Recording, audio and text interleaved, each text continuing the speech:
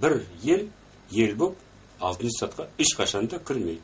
Жаңғызақ халық, 6 сатқа халық болып, тілімен, мәдениетімен, дәстүрмен кіретін қазақ. Қалғандары ассимиляцияға түседі. Түспесе, кетеді бұл дүниеден. Жойылады сөзсіз. Атақсыз кетеді. Сол себептен енді қазақ халқына енді оған ақырындап кішкене тыныштап дайын болу керек. Ода мен оны сезгенде жоқпын, қазақ халық мен сияқты сезген жоқ өзінің. Санаулы адам екен, санаулы емес, бағалы адам екен, таңдаулы адам екен Тәңірмен. Оны таңдаған Тәңір. Ешқандай аллалар емес, ешқандай елер емес, оны таңдаған Тәңір. Тәңірге сол үшін бағыну керек. Қарапайым адамдарға, сезім бек адамдарға, ислам діні қазақтарға керек. Әсіресе арақтан, нашақорлықтан бас тарту, бәрі зұлымдықтардан. 6 сатының адамдарына дамыған адамдар, қазір қазақтардың ішінде дамыған адамдар бәрі Тәңірге сенеді. Молдалар оған тіпті тіл тигізіп, тіпті аузының көбігін шығарып, отта берсін, бірақ Тәңірдің діні бәрі діннен биік қазір. Сонда 5 уақыт намаз оқымай-ақ, жүрегі таза болса, жақсылыққа, қайырымдылыққа бейім адам, ол сол 6 сатының легіменен дами алады ғой? Дами алады. Қазір дами алады. Қазір ондай рұқсат, олдай заңды қазір енді келді. 1876 жылдан 18 желтоқсаннан ол уақыт ашылды. Сол біздің құрбанның қанының арқасында. Енді дінде керек жоқ. Қазір осы дүниедегі діндер. Тәңір діннен басқа. Тәңір дінге сену керек, 6 сатының балалары. Ол қазақтың дәстүрлі діні. Ол бір біздің мәдениетіміздің бәрін тірегі. Ал біздің мұнау қазақ дәстүрдің ішінде керек емес дәстүрлер бар ма ішінде? Кейбір ырым-жораулар. Енді қызды не алу? Әмеңгерлік. Көп әйел алушылық. Ол енді өтіп кеткен, ол енді тіпті қиыншылықтан ғой. Қырылғанда, соғыста еркектер енді халықтың саны түспесін деп ондай не заң болатын. Ал енді қазір 21 ғасырға өткенде енді ғарыш заңмен өмір сүруге енді ұмтылғанда ондай жаман дәстүрлерден құтылу керек. Ода өзімізде қазір құтылдық. Біріншіден, екіншіден қазір рұқсат болса да қазақтар онша ұмтылып жүрген жоқ. Әйелдері де, еркектері де онша.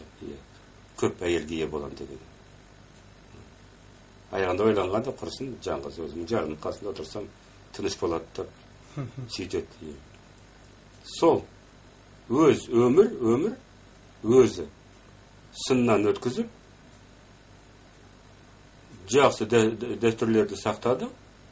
Ол адамгершілікті, қонақшылықты, ашық көңілдікті бәрінде де қазақтың бағалы. Соның арқасында енді 6 сатқа өткеннен. Ал жаман дәстүрлер өз-өзімен кетіп қалды.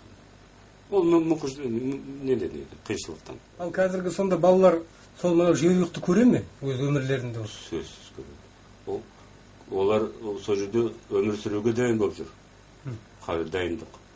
Бәрі тоқырау болғаны қазір. Ол эволюцияның мұқтаждығы. Қазақтар, әсіресе қазақтар, қайтадан көшпенділік халық болуға дайын болу керек.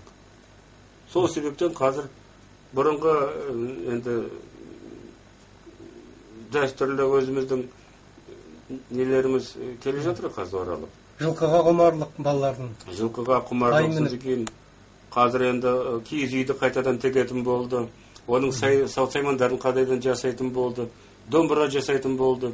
Тіпті аяғында темір пеш, қазан құятын, зергерліктің бәрі де. Оның себебі неден? Ол бізге эволюция кішкене уақыт беріп жатыр. Дайын болыңдар. Сонда қайтадан сол өмір келгенде көшуге біздің енді мекен жерімізге дайын болыңдар дегені. Сонда арбада дайын болады арбалар, жылқылар да дайын болады, түйелеріміз де дайын болады. Аға, сонда мына цивилизацияның комфортынан бас тартып, мына газден, светтен, театрлардан, дүкеннен бас тартып, сол анау малымен көшіп жүретін жүйрікқа бара қоюға біздің мынау бикештер, әйелдер болмаса халық жалпы келсе қояр ма екен?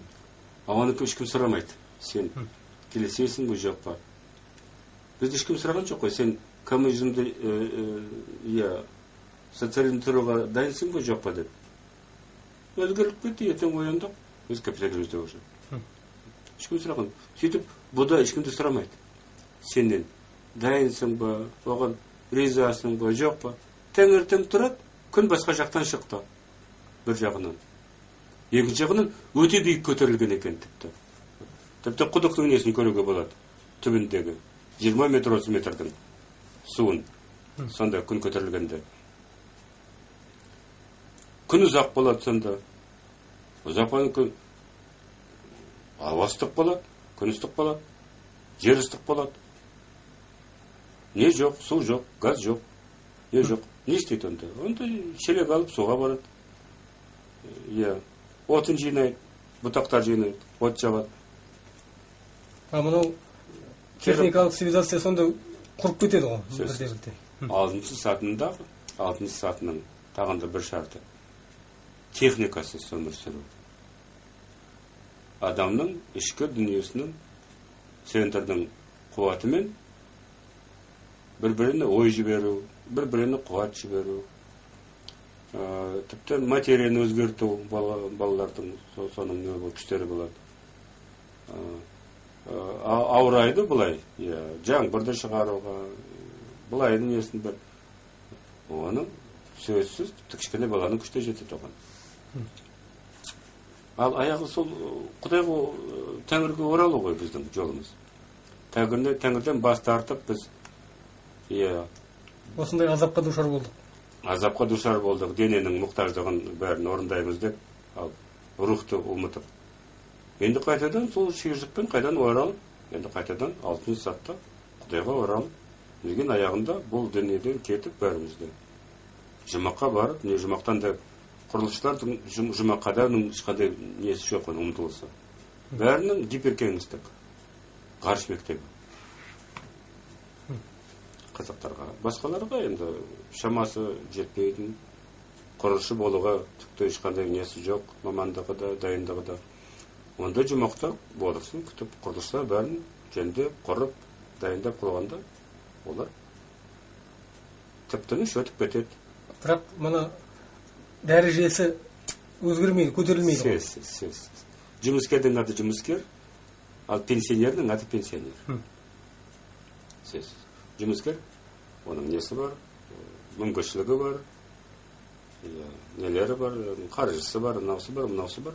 А пенсионердің түп кішкене пенсияның. Сұпылардың сөзі бар ғой. Құдайға ғашық адам жұмақтан бас тартады деген.